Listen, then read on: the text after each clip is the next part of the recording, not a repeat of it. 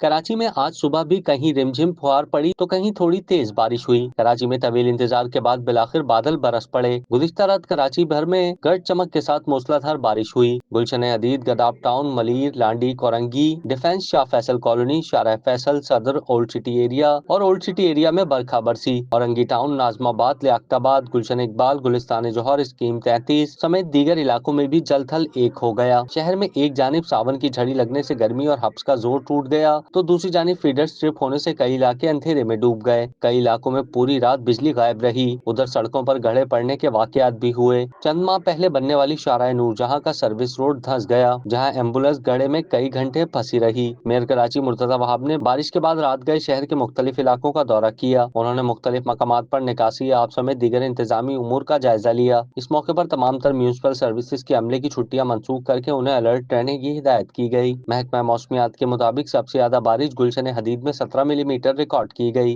कराची में monsoon system के जेर असर आज से इतवार के दौरान बारिश की पेशगोई की गई है। महकमा मौसमियात के मुताबिक आज भी दिन भर बादल बरसने का इम्कान है, जिसके बायस अर्बन फ्लडिंग का खदशा है। क्या आप कारोबार की तशहीर चाहते हैं या सोशल मीडिया प्लेटफॉर्म मैनेज कराना चाहते हैं? तो देर कैसी, अभी राब्ता करें ओनली न्यूज की टीम से। हमारा कॉन्टेक्ट नंबर आपकी स्क्रीन पर है।